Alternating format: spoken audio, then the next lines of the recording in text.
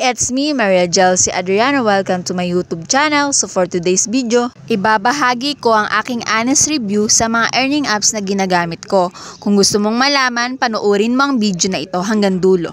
Mahigpit sila kapag newbie ka pa lang, lalo na sa live stream mo. Kapag nagtagal ka na, hindi na naman ganun kahigpit.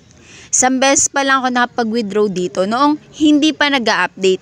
Ngayon kasi, yung 1,000 points na makukuha mo ng buo sa 60 hours live stream mo, hinati nila sa 500 tapos may magbigay sa'yo ng 200 gifts para makuha ang another 500 points. Sa CS nila nagbago din. Kung dati kapag natapos mo ang 60 hours, makukuha mo ng buo yung 800 points. Ngayon kasi may magbigay sa'yo ng 50 gifts bago makuha ang 800 points. Ang kagandahan sa app na ito, walang ads. Madali dumating ang pera via GCash.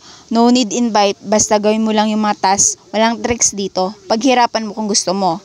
May agency ka o wala, makakasahod ka. No need to cash in, hindi ito sugal. Dagdag ko lang pala na more than a month bago ka maka-withdraw dito. Kahit anong sipag mo, kung mainipin ka, don't take a risk sa ganitong app. Ang score rating ko dito ay 8 out of 10. Madaling makaipon ng diamonds dito kapag bago ka pa lang. By the way, babae lang ang pwedeng maka-earn sa app na ito.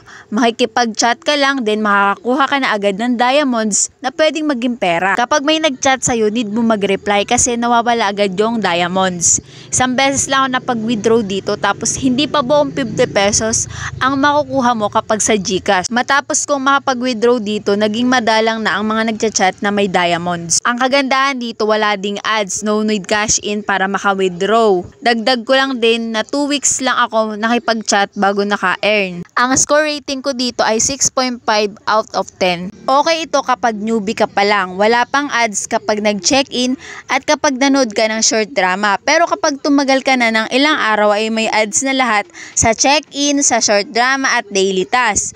Maiinis ka na lang kasi bigla na lang may magpa-pop up na ads habang nanonood ka. Ang kagandahan naman sa withdrawal ay kapag nakapag-ipon ka na ng 300 pesos ay pwede ka na makapag-withdraw. By the way, pre-app lang po ito, no need to cash in, pero mas malaki ang earnings kapag mag-i-invite ka. Again, optional lang po ito, walang sapilitan at hindi ka nire-required. Basta matyaga ka lang at masipag gumawa ng task, makakuha mo din yung earnings mo dito. Wala pong instant at huwag po kayong nagagalit sa tutorial ko.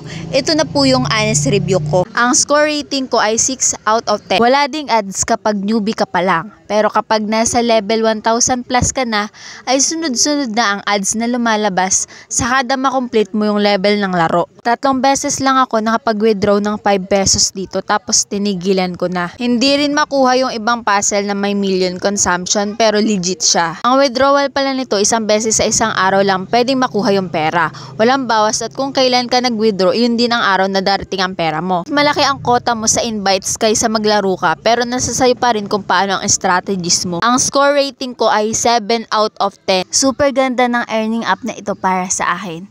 May ads din pero pwedeng skip. Manunod ka lang din dito, magbabasa ng mga novels, sasagot ng mga quiz at magro-roleta. Sabi nila taon pa raw bago maka-withdraw dito pero para sa akin ay hindi naman totoo.